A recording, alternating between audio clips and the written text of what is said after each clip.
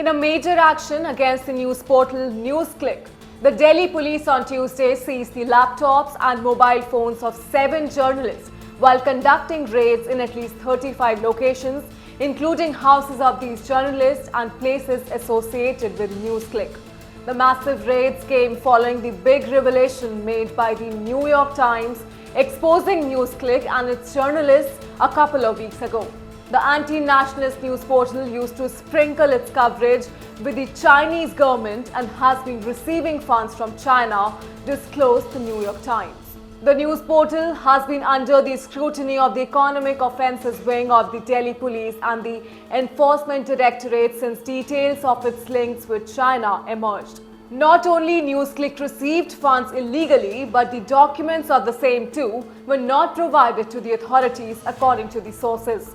Now, after the Delhi Police Special Cell launched a fresh case under the stringent Unlawful Activities Prevention Act UAPA Section 153A and 120B of IPC, the Special Cell team seized devices, including laptops and mobile phones belonging to the journalists. While a few of the journalists are being interrogated, one of them, whose identity has not been revealed, has been detained by the police. Earlier in August, the New York Times had published an investigation report disclosing how NewsClick is being funded by a network linked to US millionaire Neville Roy Singham for pushing Chinese propaganda.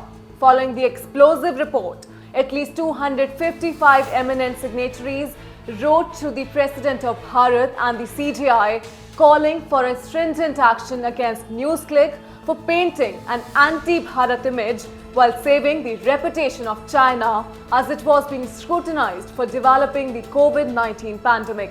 In the letter addressed to the President and CGI D.Y. Chandrachud, the 255 eminent signatories mentioned that media establishments and compensated agents linked to NewsClick were actively involved in constructing a pro-China storyline within Bharat following the tragic Galwan clashes, where 20 Bharatiya soldiers were martyred in action.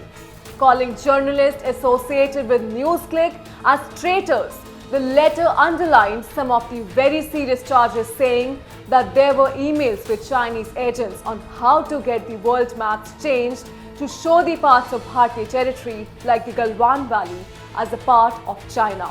In the name of free speech, the journalists of NewsClick constantly kept undermining Bharat and challenged its democratic traditions and development.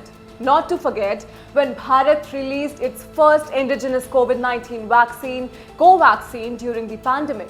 These journalists not only undermined it, but tried to paint a positive image of China, siding the country at a time when the foreign nations were actively scrutinizing it for developing the virus in Wuhan lab.